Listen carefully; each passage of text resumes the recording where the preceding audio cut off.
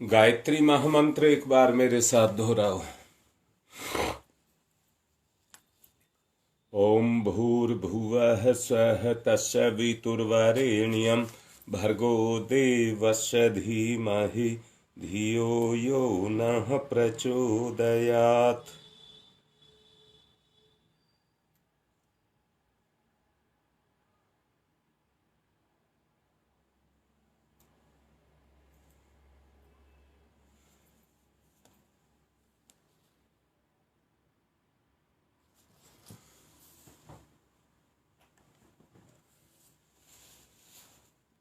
बात शुरू करते हैं।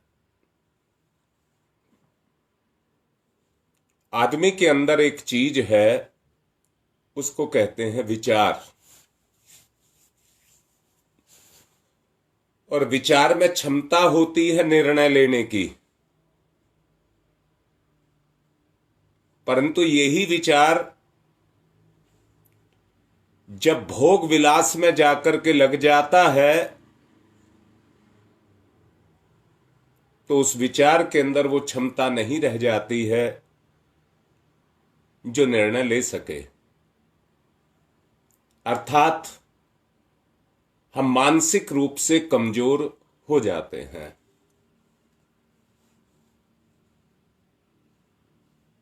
और मानसिक रूप से कमजोर होने के कारण, बहुत अच्छे से कह रहा हूं, आदमी की जो अंतर की जो निर्णय लेने की क्षमता है, जिसमें ठोस निर्णय लिए जा सकें, वो उसके अंदर नहीं रह जाती है। वो क्षमता उसके अंदर नहीं रह जाती है। और क्षमता ना रह जाने के कारण उसके अंदर रोग पैदा होने लग जाते हैं। डॉक्टर आपका इलाज नहीं करेगा और भगवान भी आपका इलाज नहीं करेगा। डॉक्टर से लगाकर भगवान तक भी आपका इलाज नहीं करेगा। आपको अपना इलाज खुद करना होगा। अपनी चिकित्सा आपको स्वयं करनी होगी। रोगी हो जाने पर व्यक्ति चिकित्सक के पास जाता है और उससे अपनी चिकित्सा कराता है। तात्कालिक कष्ट तो मिट जाता है। गलती हुई, दुख पैदा हुआ, अगर सुधार नहीं किया गया तो राहत तो मिलेगी, परंतु सुधार नहीं होगा। अगर सुधार करना है तो भाई, स्वास्थ्य आपकी ताकत है, उसकी सुरक्षा तो आपको करनी ही पड़ेगी। स्वास्थ्य शक्ति है, शक्तिमान को शक्ति की रक्षा करनी ही पड़ेगी, और कोई रास्ता नहीं है।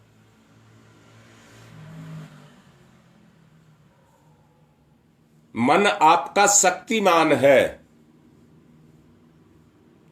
और आत्मा आपकी शक्ति है।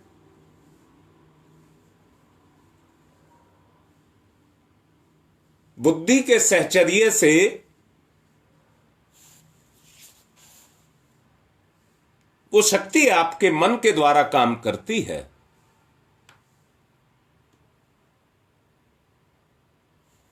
अगर मन के अंदर वो निर्णय लेने की क्षमता है, उसमें वो ताकत है, तो वो अपनी सुरक्षा खुद कर सकेगा और अपनी समस्याओं का हल भी खुद कर सकेगा।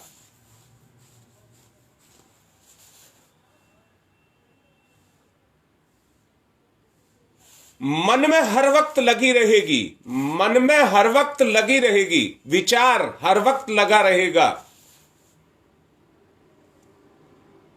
कि मुझे अपने आप को सुरक्षित करके जीवन की मंजिल की तरफ चलना है। दोनों शब्दों को पकड़ लेना। मुझे अपनी सुरक्षा करके अपनी सुरक्षा, अपनी शक्ति की सुरक्षा करके और अपने जीवन की मंजिल की तरफ चलना है। जानवर है जो भय से चलता है, जानवर है जो प्रलोभन से चलता है। जानवर के सामने कोई हरा चारा लेकर के चलिए, उसको पीछे पीछे चल देगा। जानवर के पीछे डंडा लेकर के चल दीजिए, वो आगे आगे चल देगा। क्या हम भी जानवर हैं? अपनी पहचान करिए, क्या हम भी जानवर हैं? अगर आपके अंदर निर्णय लेने की क्षमता है तो आप ये कह सकते हैं कि हम इंसान हैं। यदि हमारा स्वास्थ्य गिर रहा है, अंदर से देखना, तो आपको अपने बारे में सोचना पड़ेगा। आपको अपने बारे में सोचना पड़ेगा। मैंने कहा, शरीर तब तक, जब तक 75% क्षमता रहती है, तब तक कुछ नहीं बोलता है, सहता रहता है, सहता रहता है, सहता रहता है। पर जब क्षमता उससे ज्यादा गिर जाती है, जब उसकी सहन शक्ति के बाहर निकल जाती है, तो वो सब कुछ छोड़ देता है। और उसके छोड़ने का मतलब ही है मरण। स्वास्थ्य का मरण ही अपना मरण है, वहीं से वो गति शुरू हो जाती है। आज हम सबका स्वास्थ्य गिर रहा है, आप मानिए या ना मानिए। आज हम सबका स्वास्थ्य गिर रहा है, क्योंकि हर चीज प्राकृतिक नहीं रह गई। जो भी चीज देखो वो प्राकृतिक नहीं रह गई। यहां तक आपका मन भी प्राकृतिक नहीं रह गया, आपकी बुद्धि प्राकृतिक नहीं रह गई, आपकी सोच प्राकृतिक नहीं रह गई। क्या आप जुड़े हैं प्रकृति से? प्रकृति ही वो शक्ति है जो संतुलन को बनाती है। जितनी बीमारी है, प्रकृति किसी को बीमार नहीं करती है, वो तो अपने संतुलन को बनाती है। और संतुलन को बनाने के लिए वो बीमारी निकाल देती है और आपको बताती है कि ये गड़बड़ हो रही है। हमें वो निर्णय लेने की क्षमता को अपने अंदर जगाना होगा। अगर मैं गिर रहा हूं तो मुझे क्या निर्णय लेना चाहिए?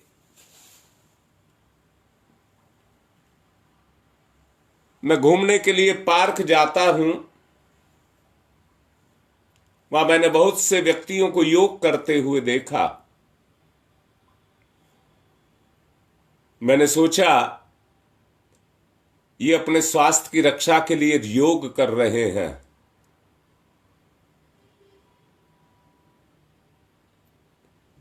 परंतु बाद में बड़ा गंभीरता के बाद चिंतन किया गया तो पता लगा, बातचीत से पता लगा कि हमको ये रोग हो गया इसलिए ये आसन कर रहे हैं। तो वो आसन इसलिए नहीं कर रहे हैं अपने आप को स्वस्थ रखें, अब उनकी मजबूरी हो गई है। अगर अपने आप को जिंदा रखना है तो उनको आसन करना ही पड़ेगा।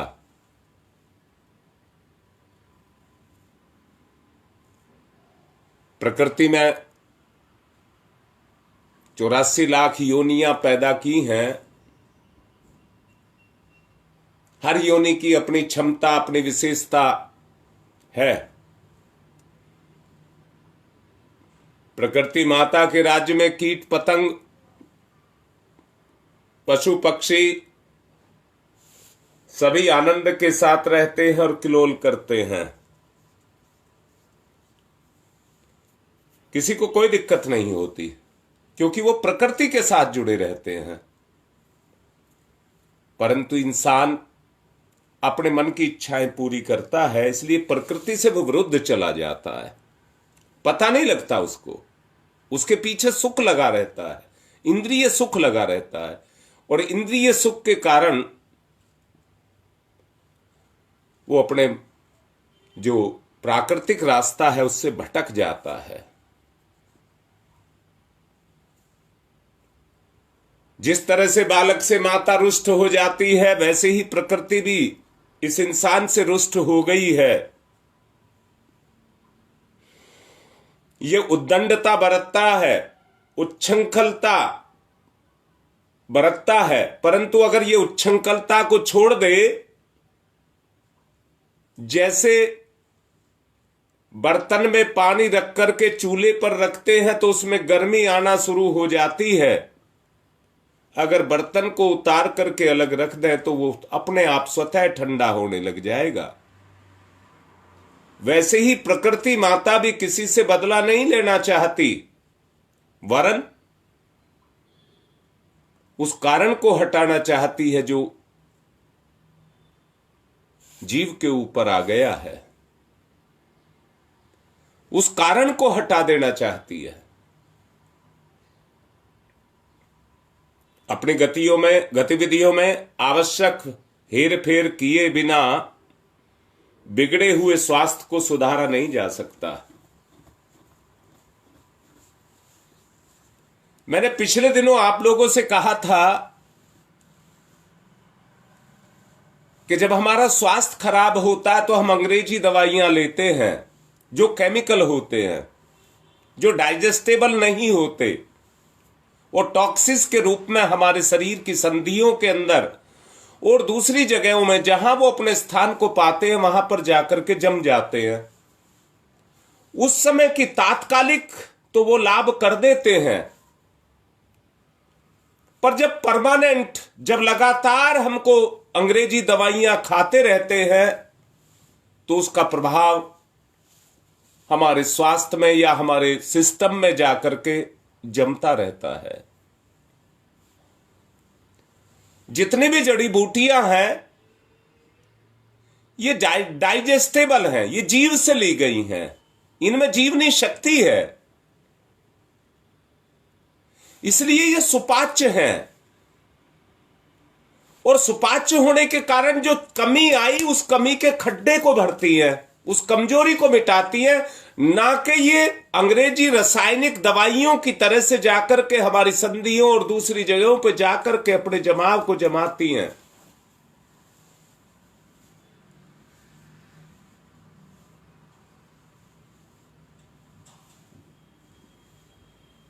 आवश्यकता है औषधियों से बिगड़े हुए अपने स्वास्थ्य को सुधारा जाए। अगर ऐसा ना होता तो एक बात कहता हूं, गरीब आदमी के पास तो पैसा नहीं है, कहां से लाए औषधि? रईसों के पास तो बहुत पैसा है, वो बहुत पैसा खर्च करके अपने स्वास्थ्य को खरीद सकते थे। परंतु देखने में, आप लोग सब देखते होंगे, देखने में ये आता है कि जितने धनी है उतने ही लाचार और मजबूर हैं।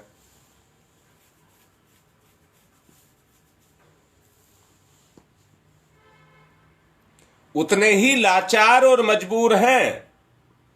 अगर ऐसा ना होता तो हर धनी हष्टपुष्ट होता। जो जितने पैसे खर्च कर सकता है वो उतनी औषधि पैदा कर सकता है, खरीद सकता है और उतना ही बलवान बन सकता है, परंतु ऐसा नहीं है। गरीब मजदूर तो फिर दुर्बल रहेगा, परंतु ना, तुम देखते होगे कि जितने गरीब मजदूर हैं वो कितने हष्टपुष्ट पाए जाते हैं, मोटा झोटा खाते हैं, प्रकृति के साथ जुड़े रहते हैं। मजबूरी है कि वो शान शौकत की जिंदगी नहीं जी सकते। प्रकृति ने यहां धन या वस्तुओं का आधार, जीवन का आधार नहीं बनाया है। जो आधार है वो उचित संयम है, उचित संयम। बस स्वास्थ्य को सुधारने की जो असली दवा है वो संयम है। इसलिए हर किसी को यह बात समझ लेनी चाहिए कि जो हमारा स्वास्थ्य बिगड़ा है उसको ठीक करने के लिए औषधि और आगे के लिए ठीक रही तो संयम। इन दोनों को हमको अपने जीवन के स्वास्थ्य का आधार बनाना पड़ेगा। मैंने कल भी कहा था और आज फिर कह रहा हूं, अगर आप अपने आप को स्वस्थ समझते हैं, मान लिया मैंने कि आप अपने आप को स्वस्थ समझते हैं,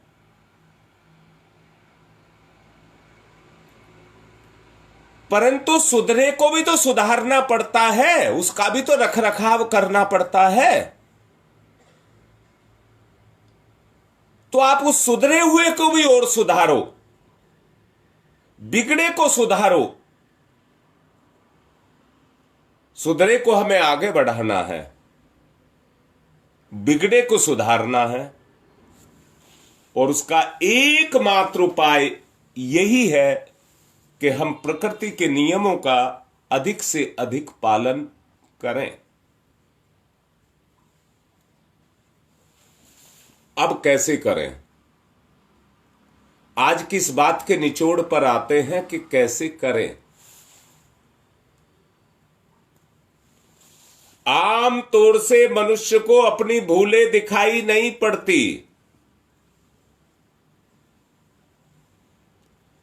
आदमी अपने चेहरे को अपने आप नहीं देख सकता। अपने चेहरे को देखने के लिए उसको शीशे की जरूरत पड़ती है। इसी कारण आदमी अपनी बुराइयों को खुद नहीं देख पाता।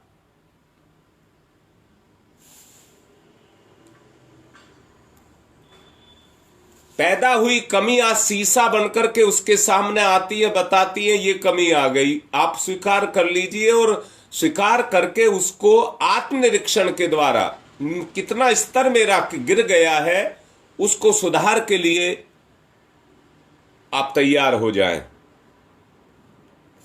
दूसरों के दोष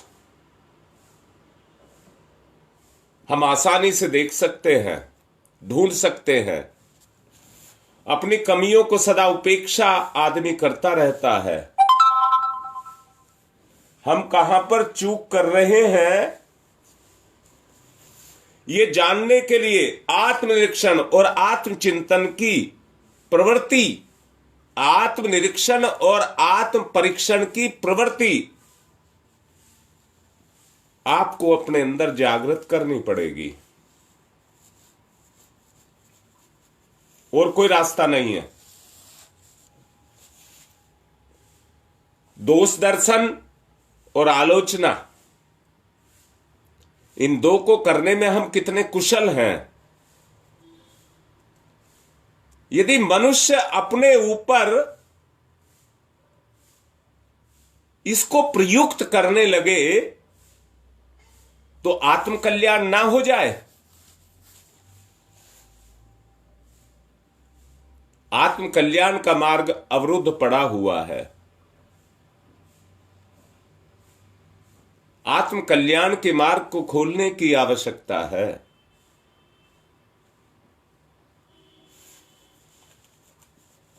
एक बात कहूं, वायुमंडल में हवा भरी है।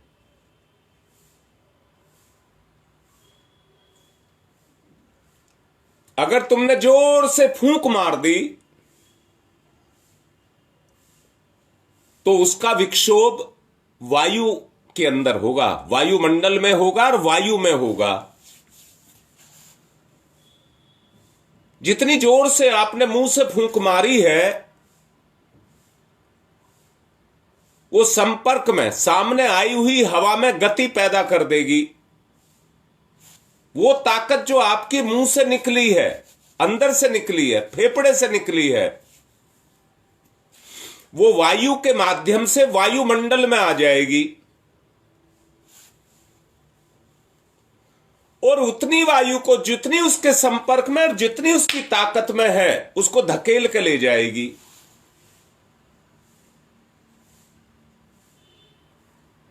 परंतु वायु के ही कण हैं, दूसरे कण जो सामने जो निष्क्रिय हैं,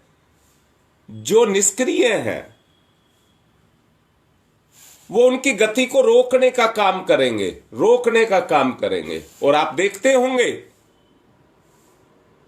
आप पंखा चलाते हैं, आप दूसरी चीजें चलाते हैं जिससे आप वायु को पैदा करते हैं, गति देते हैं, परंतु वो उतने ही क्षेत्र में काम करती है जितने क्षेत्र में उसका बल काम करता है। एक पंखे से सारे वायुमंडल में हवा को गति नहीं दे सकते।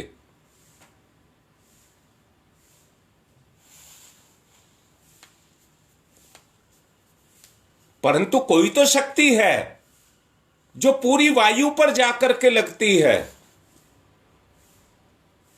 और हवा बहने लग जाती है, और बहने ही नहीं लग जाती, आंधी और तूफान भी बन जाती है। उसके पीछे साइंटिफिक रीजन ये है,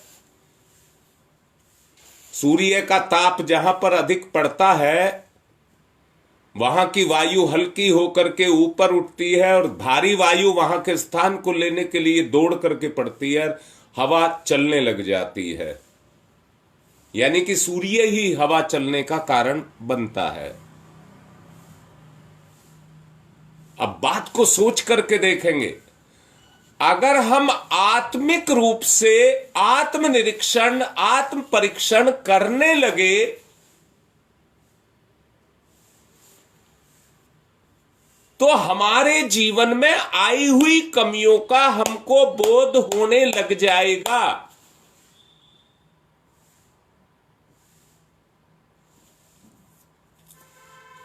अगर ये बोध होने लगा,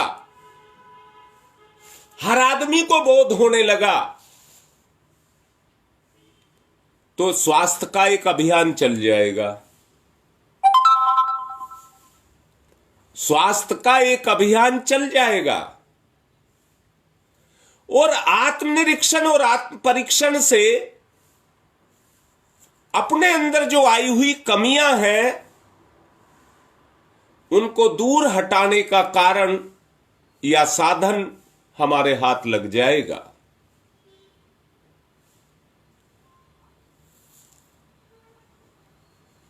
सोचिए, ये एक सैलाब बन जाए। आप देखते होंगे, आप देखते होंगे जब हवा जिस रुख की तरफ चलती है, तिनके पौधे भी, पेड़ भी हवा में इतनी ताकत है कि उनकी कमर को ऐंठ करके रख देती है और उसी तरफ झुका देती है जिधर हवा चलती है।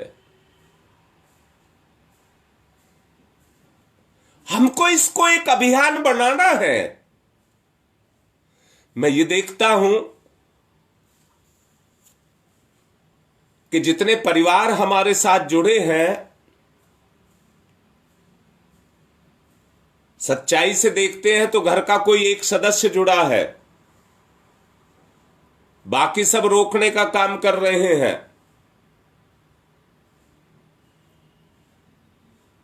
अगर घर में ही एक प्रवाह पैदा हो जाए कि मन और तन से हमको अच्छा बनना है,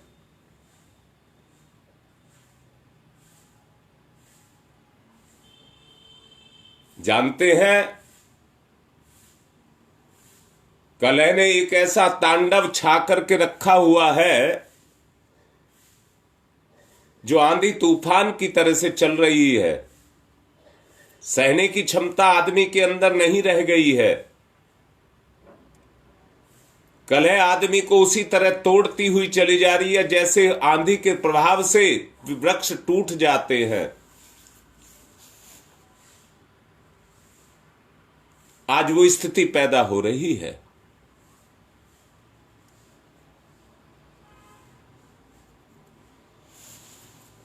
मैं तो पूछ रहा हूं, आप क्यों कंजूसी कर रहे हैं? आप क्यों नहीं लाभ उठा रहे? जब आपको समझा समझा करके हर चीज को बताया जा रहा है तो आप भी उसका फायदा लें।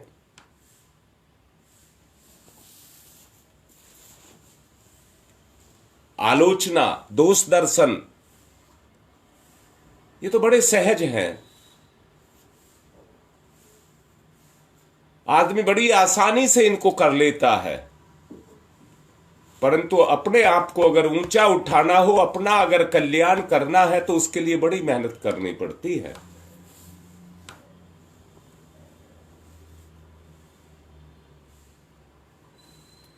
अपनी भूलों को समझने और सुधारने के लिए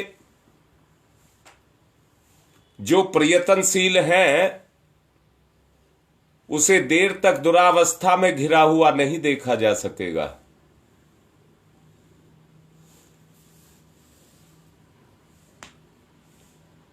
यह सिद्धांत जीवन के दोनों क्षेत्रों में काम करेगा।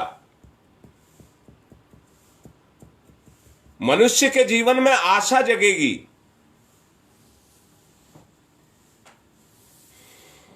उन्नति और प्रयत्न तो पुरुषार्थ के आधार पर ही निर्भर करता है।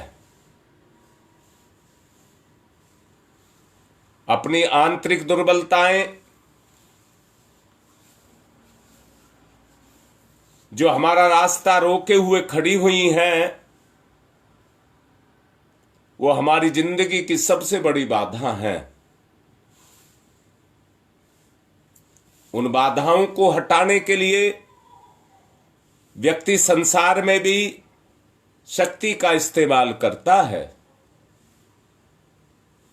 जो काम हाथ से हो जाते हैं, हाथ से करता है। जो काम हाथ से नहीं होते, मशीनरी से करता है। और मशीनरी में भी जितना बल चाहिए, उसी के अनुसार मशीन को लेता है। इसी तरह से हमें भी आंतरिक दुर्बलताओं को रोकने के लिए जो हमारी जिंदगी की सबसे बड़ी बाधा है, यदि उसे हटाने के लिए कोई व्यक्ति समुद्धत हो जाए, तो उसकी प्रगति का मार्ग और उसकी दिशा खुल जाएगी। यही जागरूकता है। आदमी उद्यत हो जाए कि मुझे तो ये करना है, वरना सोचिए, अस्पताल में बिस्तर पर पड़े हुए चाकुओं से आप अपने शरीर को कटवाएंगे और तरह तरह की यातनाओं को पाएंगे। क्या वो आपको अच्छा लगेगा? सोचो इस बात को, क्या वो अच्छा लगेगा?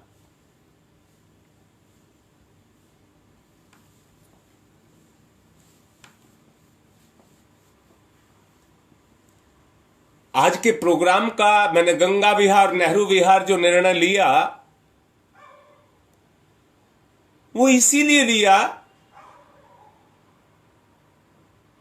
कि आदमी के ऊपर छाई हुई जो मुर्दानगी है, उसको कैसे दूर किया जाए।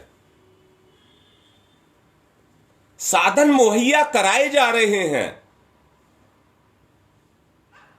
परंतु लाभ क्यों नहीं उठा रहे?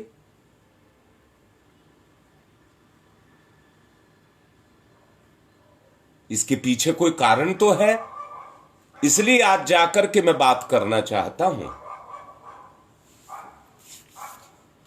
ये एक अभियान बन जाए, युग परिवर्तन का आधार है। ये एक अभियान बन जाए, उसके लिए आज आऊंगा, बात करूंगा। लोग परिस्थितियों को सुधारना चाहते हैं, इच्छानुकूल लाभ लेना भी चाहते हैं, अवसरों को भी तलाश रहे हैं। कैसे ही घर सुधर जाए, बच्चा सुधर जाए, व्यक्ति सुधर जाए, ये भी मन में लगाए हुए हैं, परंतु परिवर्तन नहीं आ रहे, क्योंकि एक तरफा है। मेरा बेटा सुधर जाए, मेरा पति सुधर जाए, मेरी पत्नी सुधर जाए। प्रयास एकांकी है। अगर अपने उस परिवारी को आपने समझा बुझा करके अपने अनुकूल कर लिया होता तो आपकी क्रिया का प्रभाव उसके ऊपर जाकर के पड़ता।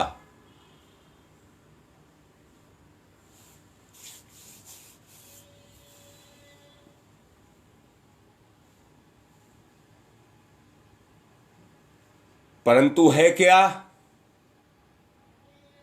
सब अपनी अपनी मर्जी से चल रहा है, सब अपनी अपनी इच्छा से चल रहा है और अपनी अपनी इच्छा से चलने का परिणाम ही ये है कि सैलाब नहीं बन रहा। अगर घर का हर सदस्य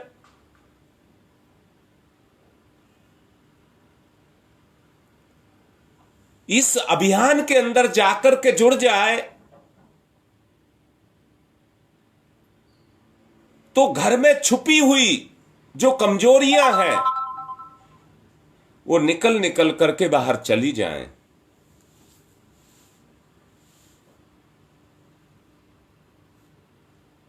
परंतु स्थिति क्या है कि हम जिस अवस्था में हैं उसी में पड़े हैं। इच्छा अनुसार लाभ और अवसर जो हम इस समय हमारे पास है उसका लाभ हम नहीं ले रहे। उसके अनुसार, उसके अनुकूल अपने आप को योग्य बनाने का प्रयत्न हम नहीं कर रहे। जब तक व्यक्ति की अंदर की लगन नहीं लगेगी, अंदर की लगन नहीं लगेगी, कुछ नहीं हो पाएगा।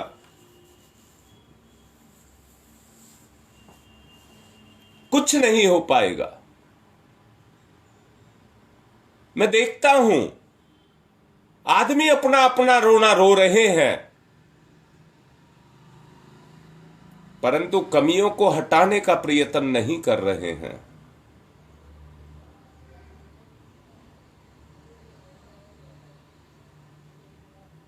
देखिए वो सालू लिख रही है, वो लिख रही है, आप पढ़ लीजिए, मैं नहीं लिख रहा हूं। वो कह रही है कि मैंने दवाई ली है, अभी दोबारा लिखा है, सिर्फ 2 दिन से दवाई ली है उसने, और वो ठीक है। ये अभियान बनेगा। मैं बार बार कहता हूं, जो लिखते हैं गुरुजी चरण स्पर्श, इससे कुछ नहीं होगा। आप ये लिखो जो सालू ने लिखा है, जिनको फायदे हुए हैं वो लिखिए, जिससे ये अभियान बने, एक प्रवाह चले, एक आंधी आए, जो इस बीमारी को, जो बीमारियों ने जकड़ रखा है हमारे परिवार को, जो उड़ा करके ले जाए, जो छप्पर की तरह से उखाड़ करके फेंक दे।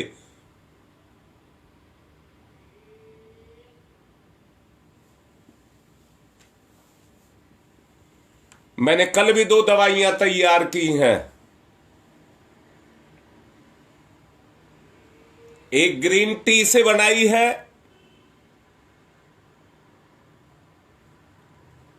और एक दूधी घास की बनाई है।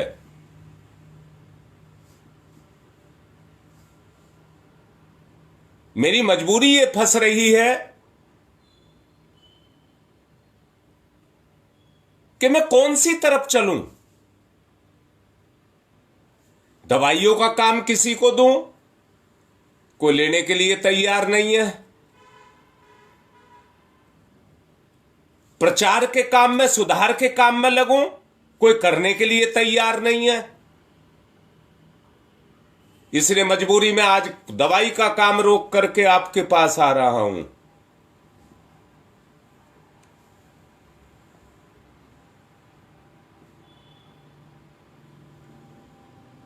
मेरा निवेदन है,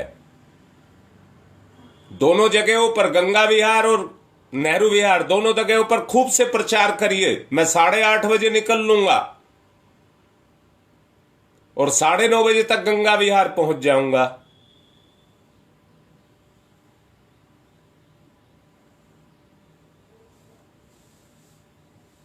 एक बात तो कहूंगा, अगर तेजाब को रखना हो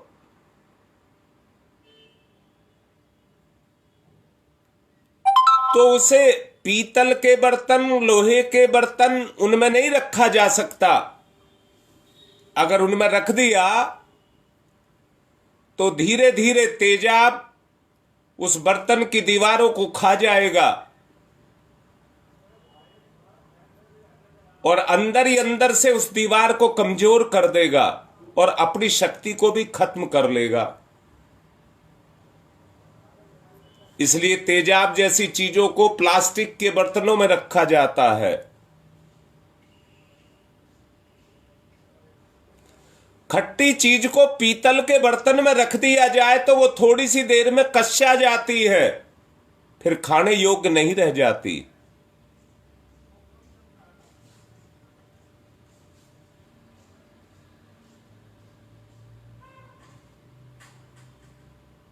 पवन बेटा, मैंने आज दवाई तैयार की है, वो मैं तुम्हें दूंगा। आज मैं मिलूंगा नहीं, मेरे से बात कर लेना, मैं बता दूंगा कैसे लेनी है। ये पवन भी दीक्षित भी लिख रहा है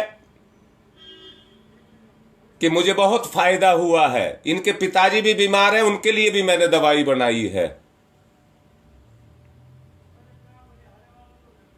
धन दौलत से आप नहीं कर सकते, मैंने अभी कुछ देर पहले बोला है, सिर्फ भावना से कर सकते हैं। भावना से कर सकते हैं, धन दौलत से नहीं कर सकते।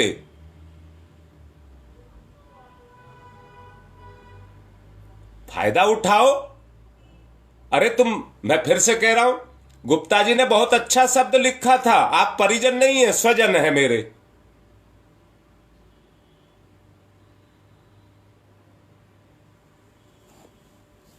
अब मैं कहता हूं, पात्र को ही उपयुक्त वस्तुएं मिलती हैं, पात्र को ही उपयुक्त वस्तुएं मिलती हैं, तो पात्र बन जाइए आप, पात्र बन जाइए आप। दुनिया आपके पीछे लगी फिरेगी, दुनिया कह रहा हूं आपके पीछे लगी फिरेगी, आप पात्र तो बनिए।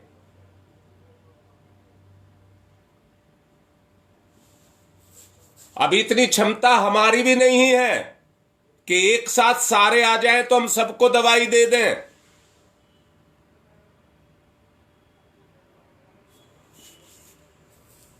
दूधी घास की दवाई कल 3.5 लीटर बनी है, ग्रीन टी की दवाई जो बनी है वो 2.5 लीटर बनी है।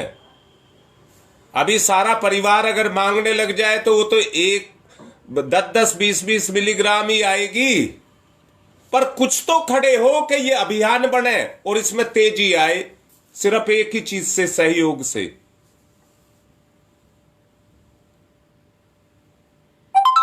मुझे बड़ी दिक्कत है, मैं ही जानता हूं, मैं आपसे कहता हूं आप कर दीजिए।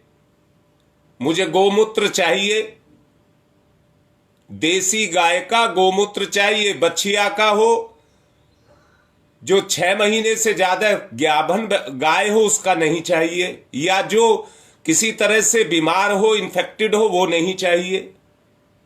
स्वस्थ गाय का गोमूत्र चाहिए। अब मुझे कैसे कैसे जुटाना पड़ता है वो मैं जानता हूं।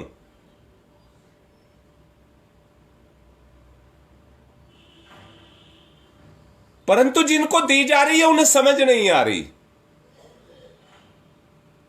आपको पात्र बनना है, अंदर से पात्र, सुपात्र बनना है, अपनी योग्यता को जगाना है। दवाई कैसे काम नहीं करेगी,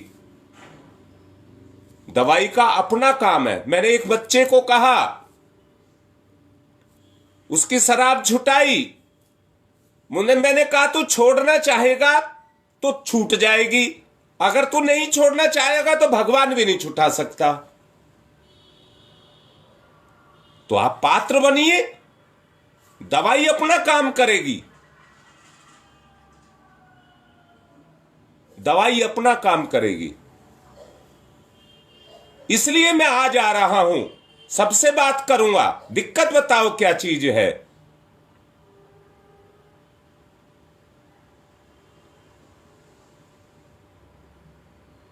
देखिए वो बच्चा लिख रहा है, संध्या तिवारी लिख रही है, इनको सफेद दाग की दवाई दी गई थी, वो लिख रही है देख लीजिए उसको आराम मिला है, जबकि सफेद कुष्ठ रोग है, ये श्वेत कुष्ठ है, ये हटता नहीं है। तुमने बहुत आदमी देखे होंगे। भावनाशील बिटिया है, जो भावनाशील होगा उस पर दवाई काम करेगी। जिसको विश्वास होगा दवाई पर, जिसको विश्वास होगा अपने गुरु पर, उस पर दवाई काम करेगी। और जिसे विश्वास ही नहीं है उस पर दवाई काम नहीं करेगी।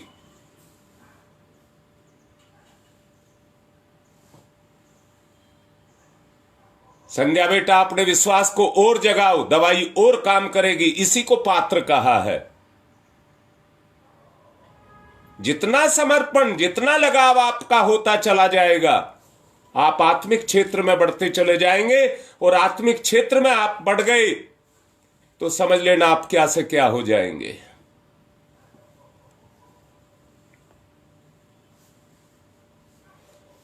पात्र पर अनुदान बरसते हैं। परिवर्तन भी पात्र से ही आता है। पात्रता योग्यता को भी कहते हैं, धारण करने की क्षमता को भी कहते हैं। आपने बुराई को धारण कर लिया है, मान लिया है। मैंने पिछले दिनों जब शुरू किया था बताया था बीमारी क्या है और बीमार कौन है। ये समझाया था। वर्षा का पानी सभी जगह बरसता है और समान रूप से बरसता है, पर खड्डे में भरता है।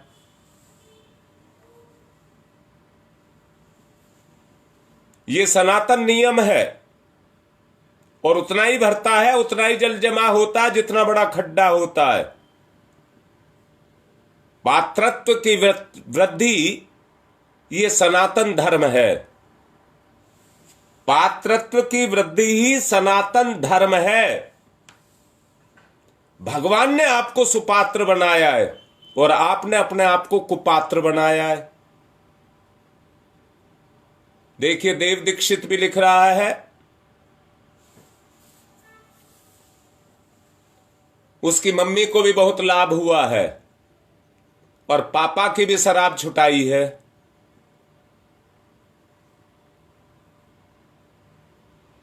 अभियान बनाओ। अरे मैं बार बार कह रहा हूं, आपका प्रयास कितना है? मैं तो पूछ रहा हूं आपका प्रयास कितना है? अगर आपका प्रयास होता तो आज इस पर हजारों फोन जुड़े हुए होते, हजारों फोन जो लाभ लेने के लिए ललायित होते। सबसे कह रहा हूं अपने सबको जोड़ो। अभी जो लिख रहे हैं कि हमें फायदा हुआ है, आप डॉक्टर बन गए, हम स्वजन है, परिजन नहीं, स्वजन है, स्वजन। तो जो दवाई मैंने बनाई है वो कहिए मैंने बनाई है, आप कहिए मैंने बनाई है, और ये भी कहिए मैं ठीक कर दूंगा, दावे के साथ ठीक कर दूंगा। परंतु सबसे पहले उनका विश्वास जगाओ और फिर अपने हाथ से दवाई दो। और उसके विश्वास में अगर दवाई जाएगी तो निश्चित रूप से लाभ करेगी। जिस तरह से भोजन पाचन तंत्र के अंदर चला जाता है, पाचन तंत्र अपना काम करता है, विश्वास भी एक भगवान का तंत्र है जो आपके अंदर भावना को जगाएगा और आपको ठीक कर देगा। अपनी कमजोरियों को हमको ढूंढना पड़ेगा, उन्हें सुधारने का प्रयत्न करना पड़ेगा। और इस कार्य में जितनी सफलता मिलेगी उसका केवल एक ही कारण होगा, वो कारण होगा आपका विश्वास। जितने विश्वास के साथ समाज में आप काम को करेंगे, देखिए वो आशीष कुमार लिख रहे हैं, नशा हमारा भी छूट गया। अरे ऐसे ही तो बेटा विश्वास, ये अभियान बनेगा जब तुम लिखोगे, जब तुम इस बात को लिखोगे कि मेरे साथ मुझे ये फायदा हुआ, तो जिसको फायदा लेना है वो भी कहेगा मैं पीछे रह गया। गुरुजी प्रणाम मत लिखो, मुझे गुरुजी को प्रणाम की जरूरत नहीं है, मैं ही आपको प्रणाम कर रहा हूं। मुझे जरूरत इस बात की है कि जो मैंने ये अभियान चलाया है, इस अभियान में सब शामिल हो जाए और ये एक आंधी बने, दुनिया में छाया हुआ पापाचार, अनाचार, ये सब मिटे। सविता देखिए कितना फायदा लिख रही है, उसको फायदा हुआ है, वो लिख रही है। अम्लतास की दवाई केवल उसको दी गई है, उसको बहुत फायदा हुआ है। यही अभियान मैं चाहता हूं, ये नहीं चाहता कि प्रणाम किया जाए, ये किया जाए। प्रणाम तो मैं ही कर लिया करूंगा रोज।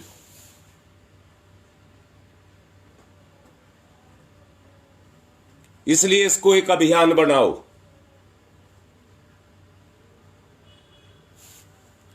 जो सुधरेगा वो ही सुधारेगा।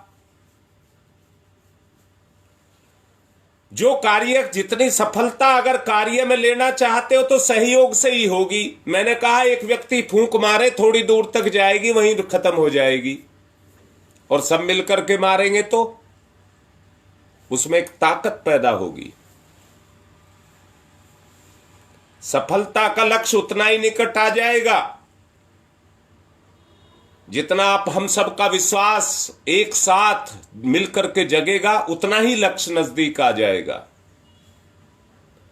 आरोग्य की विभूति अगर प्राप्त करनी है तो मैं आपसे एक ही बात कहता हूं, अक्सर अंशतः आपको इस बात को स्वीकार करना ही पड़ेगा जो अभी आपसे कही जा रही है।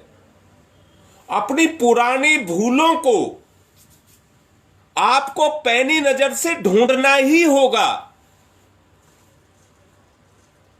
अपनी समीक्षा करिए और देह को खोखला कर डालने वाली भीतर की छिपी हुई बुराइयों की आदतों को ढूंढ निकाल करके बाहर करिए।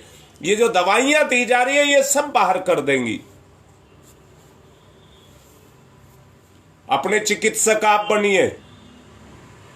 मुझे सबको चिकित्सक बनाना है, पहले आप अपने चिकित्सक बनिए। मैंने कहा ये मत कहना ये दवाई मेरे गुरु ने दी है ना, ये मत कहना मैं दे रहा हूं। अपनी छाती ठोक करके कहना मैं दे रहा हूं, आप ठीक होंगे। दावे के साथ कहना। मैं पूरी एहतियात बरत करके सारा दिन भट्टी चलाता हूं, भट्टी पर बैठा रहता हूं, एक कण भी किसी तरह का गलत ना आ जाए, पूरी सुरक्षा के साथ बनाता हूं।